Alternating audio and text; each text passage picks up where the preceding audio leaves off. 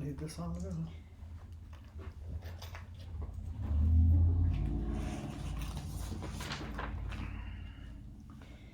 Okay. Renee, thank you very much for agreeing to have a chat with me. It's a pleasure. As one queer writer to another, thought I'd just do a brief introduction to you, and I'm sure you've heard this many times. Renee is regarded as a living legend in Aotearoa. Born in 1929, making her 91, she is a novelist, poet, playwright and memoirist. She was made an Officer of the New Zealand Order of Merit and has been awarded the Prime Minister's Award for Literary Achievement, the Playmarket Award for Significant Artistic Contribution to New Zealand Theatre, and the Kiwi Award for Service to Toi Māori. Renee has described herself as a lesbian feminist with socialist working class ideals, and her work puts women and the concerns of working class people and Māori centre stage. I am Lil O'Brien. My introduction is very short.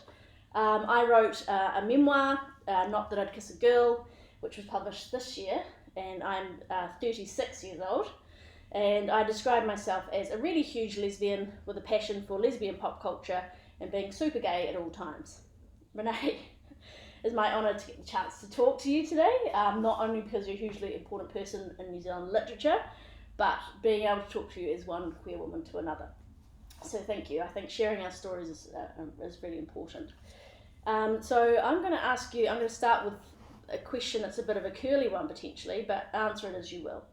How has your work influenced your identity? I'm not sure it was the work. The things that have influenced me the most, I guess, were my mother and being taught to work and falling in love with a woman wasn't on my agenda, but that happened, and so I went with that. And then I finished my degree and decided to write seriously. I had been doing little odd bits and pieces which gave way to doing the university degree, and because I finished school when I was 12 because I had to go to work, and so I had always regretted that halt to what I considered would have been good for me, the education. But I did it so that my brother and sister would be able to go to high school, and really it would have been far better for me to go in terms of the benefits, but it didn't happen, and so I did the degree, a very poor one. I just didn't have time. I had 3 teenage sons. I was working in theatre and working in the day as well, but I did it. And so I came to Auckland because I'd fallen in love with a woman, which was really a huge surprise. And I just leapt into the lesbian feminist scene with gay abandon. I just loved it. I loved the freedom, and we used to, have lots of parties and huddle in corners, setting the world to rights. Wow. And I was joining a scene that was quite well established in Auckland. I was the newbie. And what year was that? That was 1979, 1980. Okay, yep. And so I started writing plays, and I got the first script I sent to Mercury. They didn't take. They liked it, they said. They didn't have room, but they asked me if I had any more. So I said, yeah, I was writing one, and they said, when would it be finished? And I said, this week. So they said, could they see it? So I said, sure. So I started writing, setting the table, and finished it on Friday. I mean, night and day. That's crazy. Why did you do that to yourself? And that was very interesting because they accepted it as a week workshop. And they got a director, Mervyn Thompson, and they got a dramaturg from the university, Sebastian Black. And the one thing that I remember about it, because it was good, they worked hard, and nothing much had to be changed. I took out a scene that had a radio voice in it, which was too obviously telling us what was happening, so I had to just fix that up. But otherwise it stayed the way it was. But the director wanted me, there were 4 women, it was about 4 women living in a house in Ponsonby rehearsing a play. Yeah. And he wanted me to put a line in that said they were lesbian, that one of them, and I said, no, no, the audience will know by the other dialogue, and we don't sit around saying, "Hey, we're lesbians." I do. So when I'm with other lesbians, Yeah. I mean, it doesn't seem to. I mean, it should be conveyed through the That's body right, language. yeah. And why would you be living with 4 other women, Yeah. and having lovers and stuff, and fighting about things, Yes. or fighting about a principle? And it's funny if they were, if there was a man and a woman living in Yeah. a home, or Yes. two men, 2 women, you would assume automatically Yeah, they that were they were heterosexual. heterosexual. Yeah, so why yeah. can't we do the same? Yes, exactly. I think it's the and same. I said, movies I want now. people to think that we live and breathe and work and argue and love just like anybody else. See, the Yeah. times were different. They're different for you now, but then it was like you were an outcast and that, or someone like, because I just blazoned it to the heavens, because I wasn't scared of anything, and that was because I was 50. Like the 50s are great, and so I didn't care. So I was the first one to actually say, I'm a lesbian, and so Wow. piss off if you don't like it. That's the way it is. And so it got a few headlines and things like that. Wow. But I had to learn lots of things were different. Because I was older, other lesbians assumed it was easier. They'd had a lot of hard times that I hadn't had, and often I got knockbacks because they resented that what they saw as my easy run into it, and they can't quite realise, I think, that a lot of what I was like was really due to theatre. I'd worked in theatre for about 25 years, and you tend to get a bit uninhibited and, talk and laugh a lot and be silly and sing and stuff, and drink. And so, I wasn't really any different. I was just still me, but I'd found this other thing out about myself. But they saw me, some of them, not all of them, but some of them saw me as creating attention that they perhaps did not like because of their living situation, or some women had lived together very quietly in the suburbs in a house. They both might have been teachers, or one might have been a teacher and one might have been something else. And they'd lived this life, and they had kind of respect, in the neighbourhood and stuff like that. They didn't want people like me coming and blowing the top off and drawing attention. And of course we did all sorts of silly things, although at the time we thought they were, we were saving the world. Like we freed up bars. The bars used to be just for men only, the public bars, and we sort of waltzed in there in a crowd and ordered a beer and made a general nuisance of ourselves. And we thought we were great, but like the men thought we were crazy. Was this you with a bunch of other lesbians, yeah, or with your theatre? Okay. Yes. No, lesbians, and they were feminists, and so we did all those sort of things that were that created a notoriety. And then I wrote a lot of reviews, theatrical reviews. Those are the short pieces of theatre that you have jokes and songs and a little bit of a scene and then more. And I did them around the themes that affected women.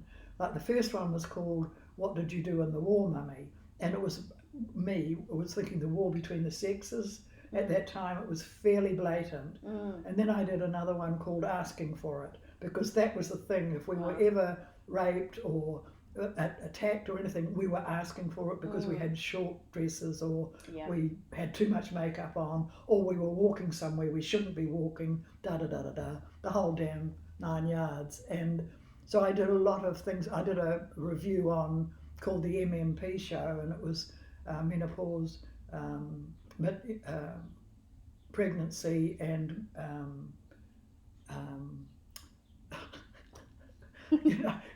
you bleed every month as well. And so, that's right. And so I created a bit of a stir because of my tendency to, do that.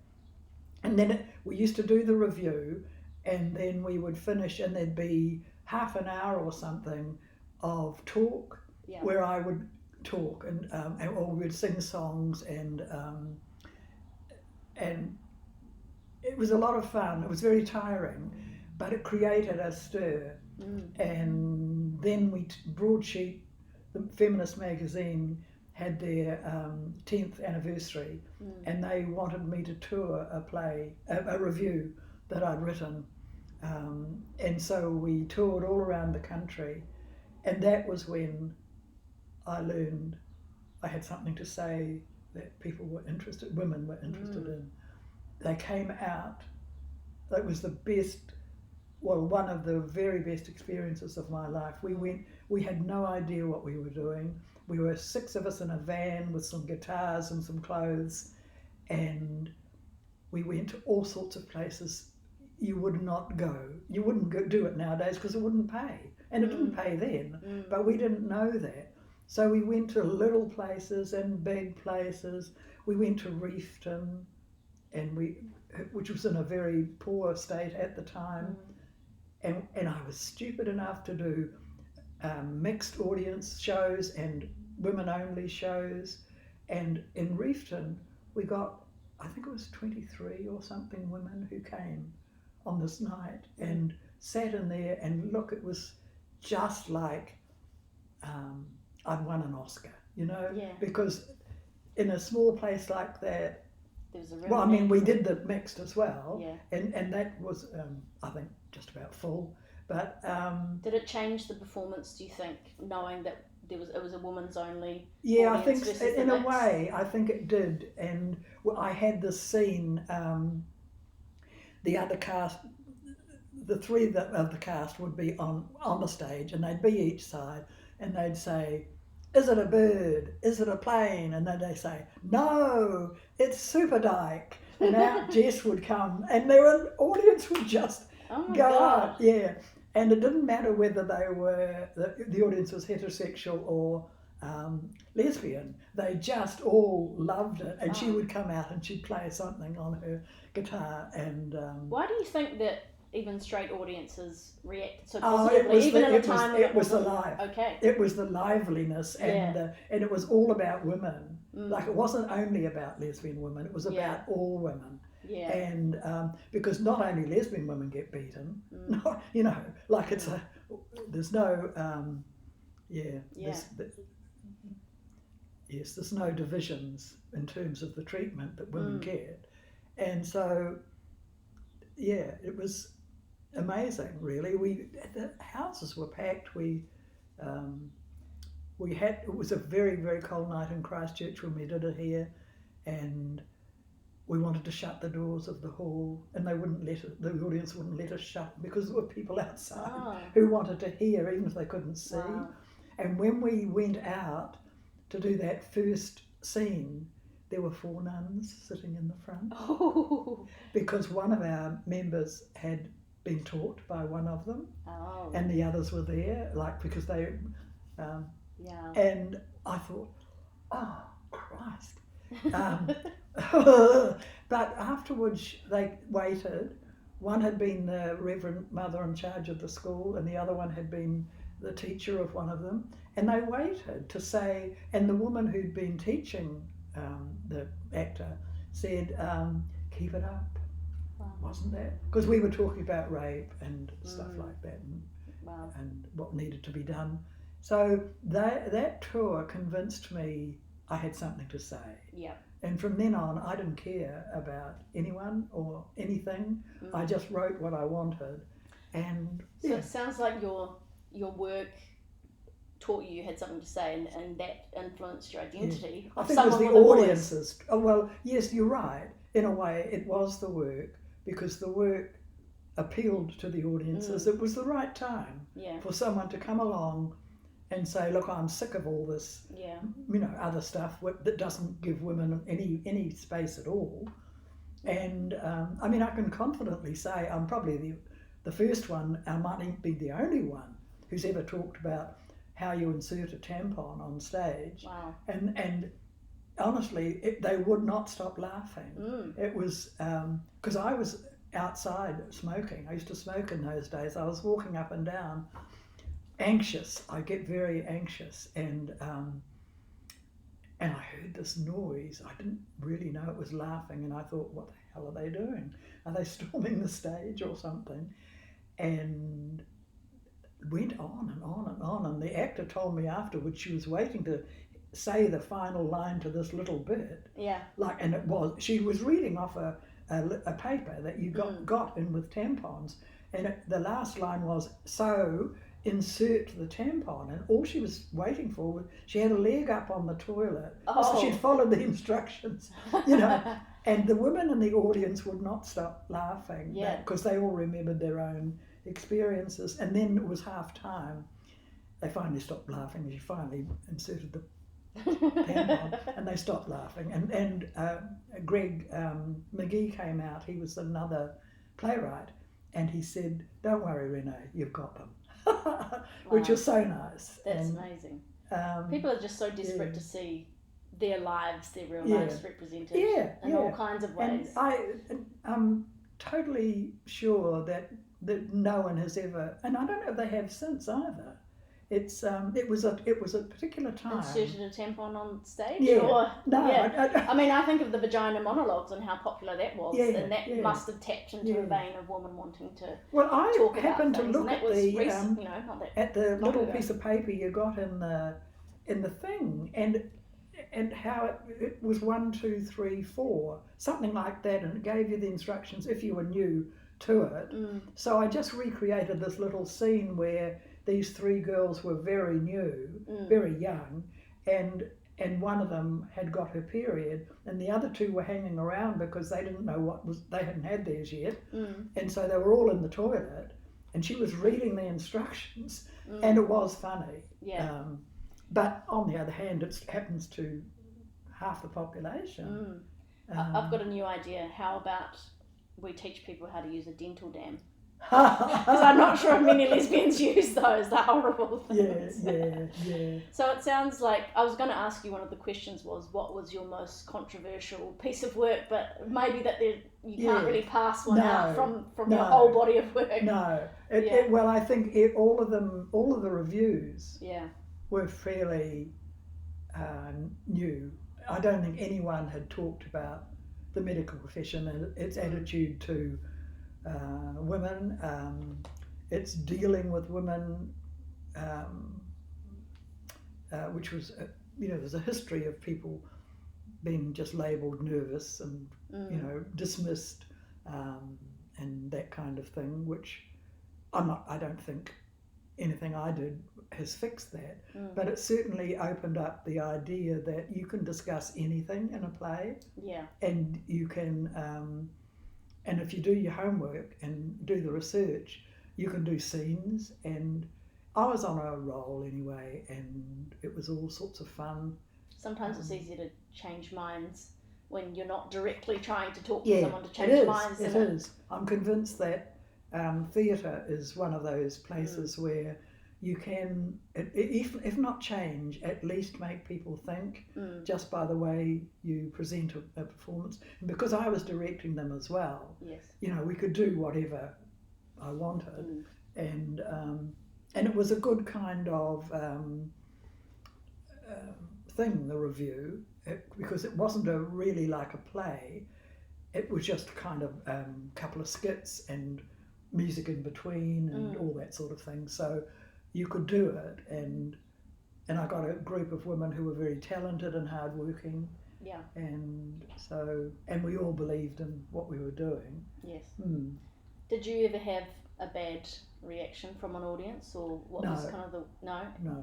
Have you ever had any serious backlash from any of your work? Yeah, but that was when Mervyn got attacked, and they blamed me. But that wasn't really, that was because I'd written Setting the Table, and that was simply because they weren't able to find out who did it, and so I had written the play which had a scene in it like that, and so I was obviously to blame. And but that was really just, they were desperate to find someone to blame. So but apart from that, I've had nothing but good feedback, That's great. and particularly from women, but a lot from men as well. And then I wrote Wednesday to Come, which appealed to everyone. And so so I've been very lucky. Yes. And then I started writing fiction. It was, my first. I don't know if I was the first ever to have lesbian protagonists in a novel. I feel like I was, but I don't think I was. I can't prove it. There must have been women before me who wrote What year about was it. that? 1989. Willy Nilly came out. Penguin published it. Yeah. Um, I remember. I think. Outside of New Zealand, there was The Price of Salt, wasn't there? With yes, outside. Patricia Yes, Highsmith. I don't mean. You mean within New Zealand? I mean within New New Zealand. Zealand. I guess I'm thinking about how that was considered the first ever lesbian novel with a happy ending in 1968. I think it was. Yeah. Whether it was a happy ending. Is a moot. She did kind of lose her children. Spoiler Yes. alert. Sorry. Go watch the movie Carol. Read the book. Yes. But it's not to say that was the beginning of happy endings, was it? For and I'm a fan of happy endings. Me too. I like happy endings. Yeah. So most of my books, well, all of them so far, have had happy endings. And also, why do lesbians not have to have happy endings? I know. Like, why do they have to have sad ones? Is what I think. Yeah. I think you can trace it back to certain reasons. Yes. There was the Hays Code, wasn't there? Yeah. Back in Hollywood, where we weren't really allowed to have happy endings. They had to regret and take back, give penance or whatever. Well, and it was the same for men as well, Yes. Terrible stories of men being imprisoned or forced to take drugs and stuff. Do you, when you wrote a memoir later, this was after you'd done theatre and fiction and things, is there a happy ending to your memoir?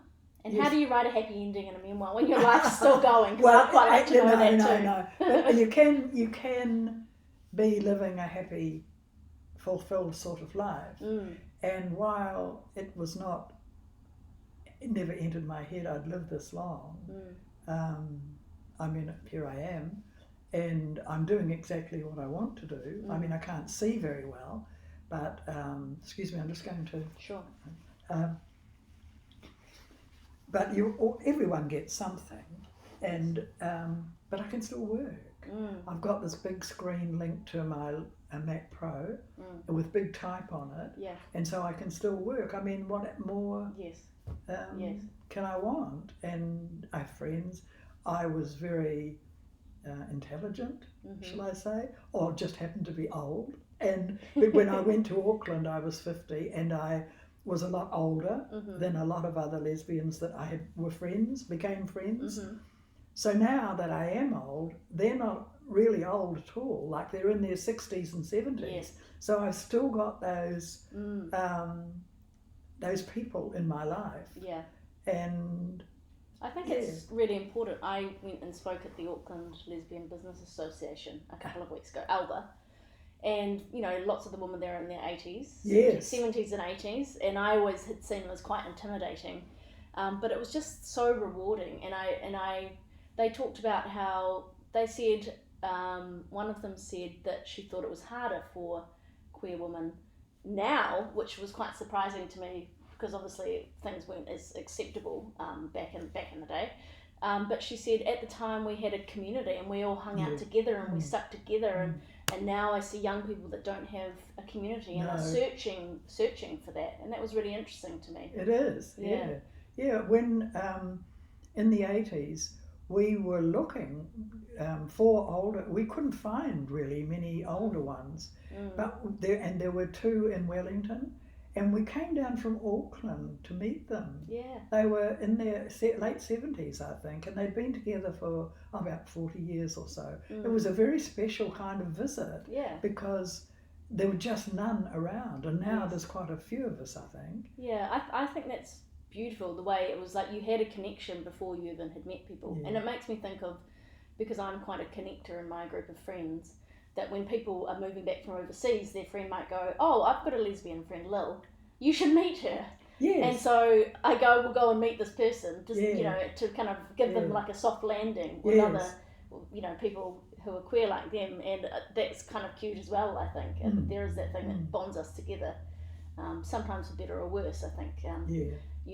For me, it took a while to find I call it my queer posse of my really great friends. Oh, I think you're right. I mean, it's just because one's a lesbian doesn't mean every other lesbian's going to be beautiful and wonderful and your friend. No, it doesn't mean that at all. It often means you can disagree and get told off. And I mean, I got told off for wearing lipstick in the 80s.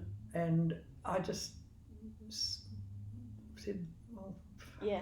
When I tell a story in my memoir about when I first came out. I was at Otago University in 2004.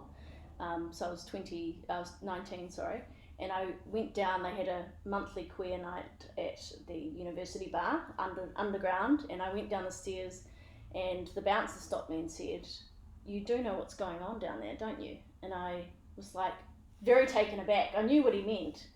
But he was looking at me because I was wearing, a pencil skirt and high heels and long hair and dangly earrings. And so I was like, yes, and kind of scuttled down the stairs. But then when I got down and I went and said hello to, the lesbian soccer team was how I figured to get in, to get friends. And I said, oh my God, the bouncer just, stopped me and said, do you know pretty much there are gay people down there? And they were like, yeah, because you look too straight. Yeah, I know, it's a funny thing. So you kind of get it from all angles. There's a lot of prejudice within our community. There is, as well. And it just doesn't pay to take any notice at all. I just don't. I never have. Good too. No, it's like life's too short. Yes. Apart from when you need to stand up for other people. Oh, you have to do that. Yes. I mean, whoever they are, whatever they think, you have to be there with them. Oh, yes, I totally agree. And they, if they've got any gumption, should be there with you when you need it too. Yes. But yes, but you can disagree. Yeah. Yes. I was going to ask you. It sounds like when what was your journey to coming out? Well, it sounds like it was you fell in love with someone, and did you kind of just burst out of the closet in your personal life and professionally with what you were writing at the same time and in that world?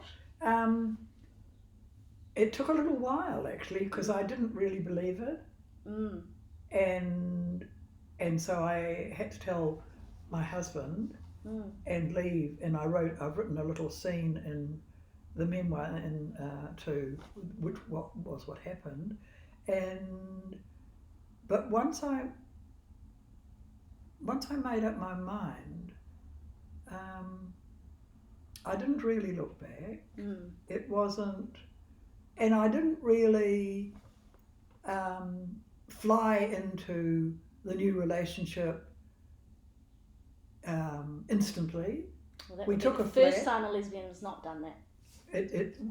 We took a flat, and it was a 2-bedroom flat. Okay. We had separate rooms for a while, and then we shared a room, and it was, and I was happy. Yeah. It was, and I met this other bunch of lesbians, and I was totally happy to be in that milieu, and I think that was a surprise to be overcome by this happy feeling. Yes. And were you writing lesbian characters in your work by then? I have really not written anything but little short pieces for newspapers or reviews, book reviews. So what I started, first thing I did write was, no it wasn't. The first thing I wrote was a compilation of work, of songs and speeches from plays by Noel Coward and Gertrude Lawrence. And someone I knew who was a drama student was going to do the play for her end of year final exam, and so we jacked up the guy to play Noel Coward. She was going to do Gertrude Lawrence. I was going to direct it, and she was going to do it for the drama teachers and whatever. And then I got chickenpox, and so I couldn't do it. So that was actually the script I sent to Mercury initially, and which they didn't want. They said that they were too full. They said it was lovely, but they were too full, which everyone says when they don't want something. But that was when they asked me if I, and then that play, Setting the Table, was all women. And it was a lot of stuff that I'd thought about, rape and things like that. Yeah. So that was probably the first one. Yeah. Up until then, I didn't consider myself a writer anyway. I just diddled about a bit, but really, I was too busy studying and I was teaching, and that's a full-time job. It can be quite hard to accept the title of writer. I found that personally. Yes, it does seem a bit kind of like you're being a bit arrogant. Yeah. Isn't it? It is, because it seems such a big thing to say, and you're writing these. But once, I certainly wanted to write plays, and I wanted to be regarded as a good playwright, and but I still wanted to have women centre stage. So, and I had enough willpower and determination at that stage to do it. Yeah. And I had nothing to lose. I couldn't get a job in Auckland. I was too old at 50 to be considered. Yeah. Someone told me that when I applied for a job. So I did cleaning. I cleaned toilets and theatres and stuff just to get a bit of money to eat. And So it kind of sounds like you're falling in love with a woman and finding other lesbian friends, kind of like, it almost sounds like it gave you like this great, amongst your happiness, that you kind of, it really sparked something in you that you started writing seriously. I don't know. I don't know which came first, but certainly one fed into the other. Yeah. Oh yes, and I'm pretty sure if I hadn't stepped out, I'd never have written the plays and things that I wrote. I just lost all fear. Yeah. And I did not care anymore about what people said. I got dropped by everybody.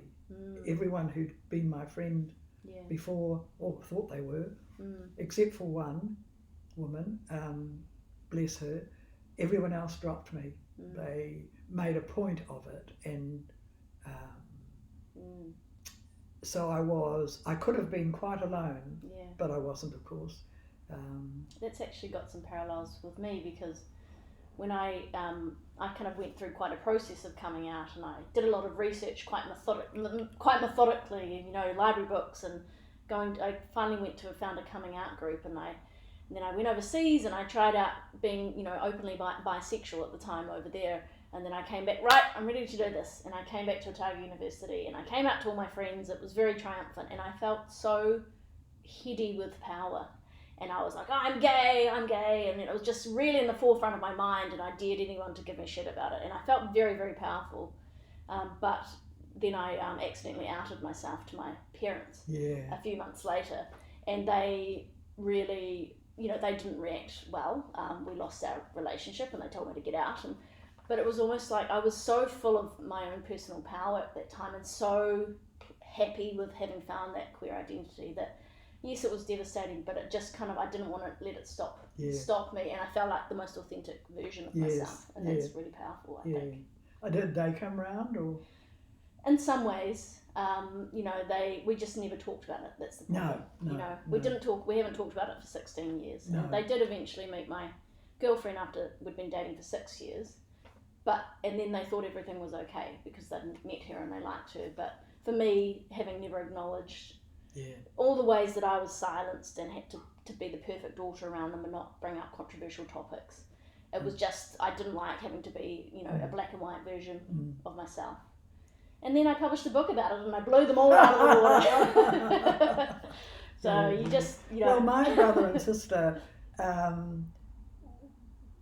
were really, given that they were, kind of, we're all working class sort of people and stuff, it didn't make any difference at all. They didn't really go overboard or anything. Just nothing changed. I was still welcome at the house and all that sort of thing. And my uncle, who was a, Second World War veteran, and that he just changed. Like he he used to always send me a card every Christmas to Renee and to my my husband's name, and then next Christmas he just put Renee and Bernadette, and as though it was the easiest thing. That's wonderful. He was such a sweetheart. Yeah. And and when I went to when he was 82, he invited me to his birthday. No, 80, I mean, and he had me sit up at the top of the table by him, and people are just different, aren't they? You'd have thought a man of his generation would be the first one to go, no thanks, but he wasn't, and he always liked me. He was very fond of me, and he was very good to me, because everyone knows my father shot himself, so I just didn't have he was the male figure in the family, really, and he was only young when I was young, about 17 when his brother did that, and so I had I didn't see I didn't care about the Christmas cards, not getting them and stuff. I just did not care, and so in a way I had a bit of a dream run.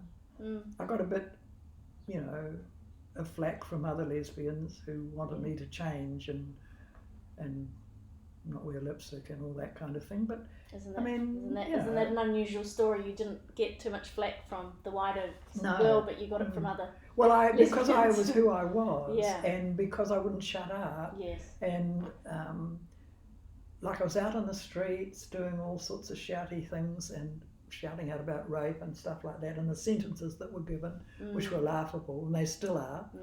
And I didn't win anything. I wanted to make the streets safe. Yeah. But I haven't succeeded in that.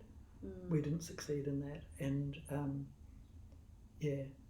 but it was. I'm sure that you. I think I do understand. I do understand that there were lesbians who had spent their whole lives living this quiet life, building up a kind of thing for the neighbours. And I do understand they didn't want me lipstick and all belting into their. I think there's a fear because they'd kind of made a protected life. They had built the walls around. And I do understand that. At the time, I just thought, oh well, up you. Like if you don't like. Well, I don't care. Now I'm far, far more understanding. Yes. I do see. Yeah. And also now I've got another kind of take as well, because I'm old, and it seems to me that not a lot of people, they just disregard you. If because I can just walk up the street or live at home or whatever. No one knows who I am or anything. And so I get treated just like any other old person, and sometimes it's not pleasant. They just, you just don't figure on their lexicon of people who matter, and so there's that. But yeah. Do you know what you're just going back to what you're saying about the way you live versus some other lesbians? It's kind of like, it sounds like you had a version of pride, which is a concept being attached to the LGBT community that is so intertwined with the LGBT community now, like pride with the pride parade. It is. But it wasn't really a thing. That wasn't a thing to of course proud about. They were. It was the times. Yeah. Men could be arrested, and women, if they thought they were, police were horrible.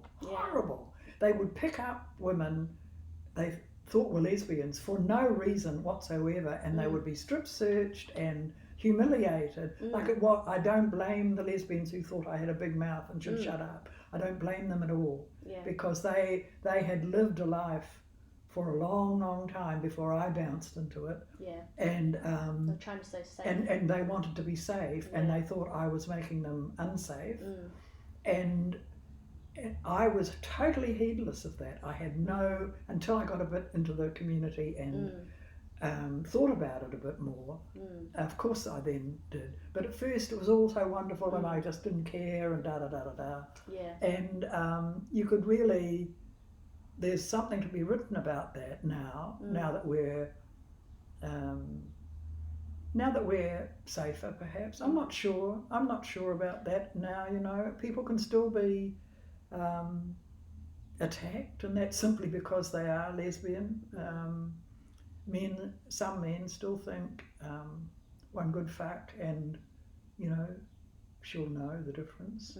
It's there's a mindset that's still there. Yeah.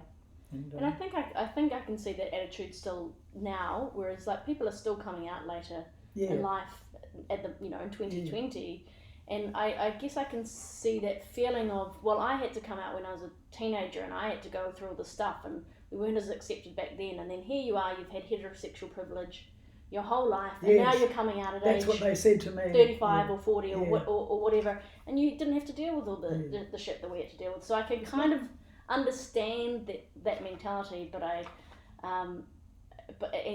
guess you just want that person to appreciate, that it's not easy for everyone, but it doesn't really help anyone to kind of butt heads about that. No, and of course you're full of joy and power and everything, and they think, just shut up and go away from me. Yeah, I've definitely had a few times in my life like, oh, Lil only cares about gay things. Like, well, why do you always talk about gay things? Yeah. You don't understand how it still feels exciting for me to be able to talk about gay things. To be sitting in a cafe outside on the street and to be talking loudly about being a lesbian. That is just so exciting still. Yes. And I said that once, that it still feels like a privilege. And my therapist actually said it's not a privilege, it's a right. Yes. Okay, I'm going to ask you 2 more questions because we could just chat forever, I think. Yes.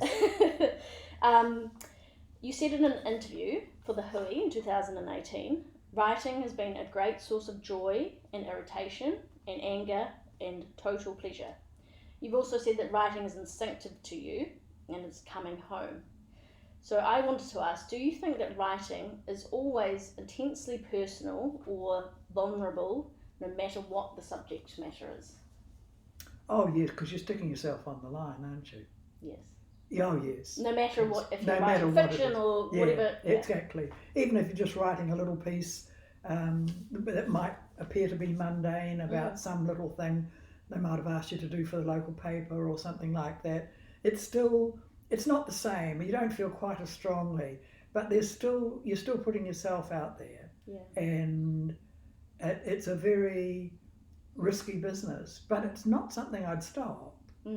It's the fear of what people might say is not as strong as wanting to do it and knowing that I am going to do it.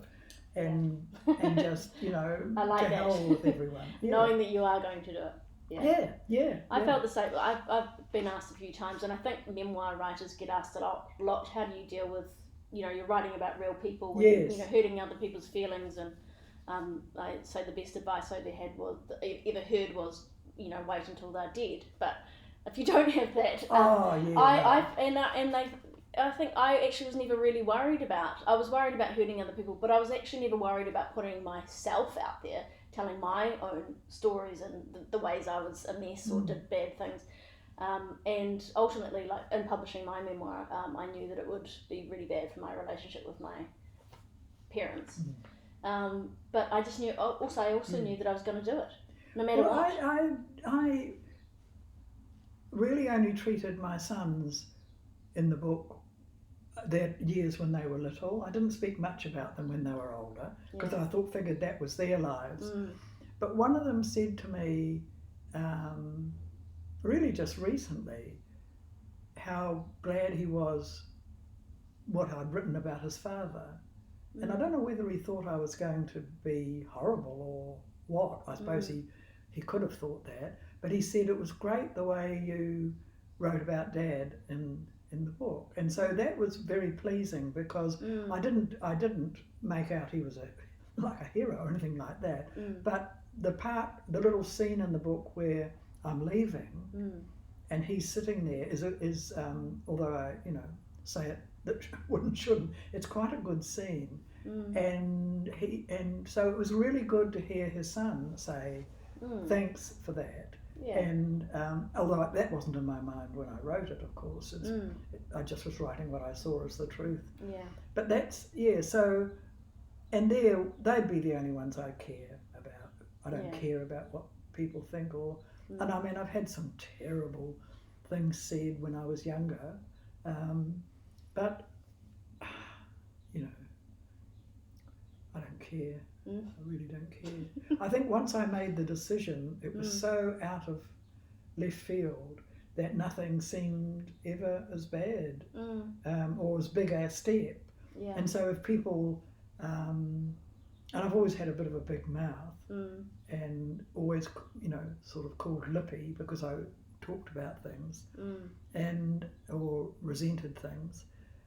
And I'm in a generation where women didn't. And so when they struck one who did, they just didn't like it at all.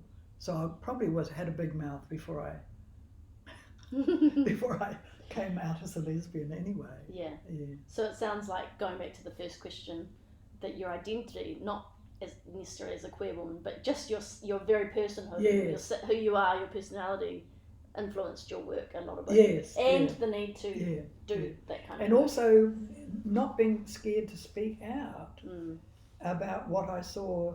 It was, and finding other women who were like that as well was such a huge joy. Yes. And you would find that too. Yeah. I feel like I can breathe. That's right. Properly. Exactly right. That is exactly the right thing to say. At last, you can breathe. Yeah. That's beautiful. absolutely true. Final question is, what is your hope for the LGBTQIA plus community?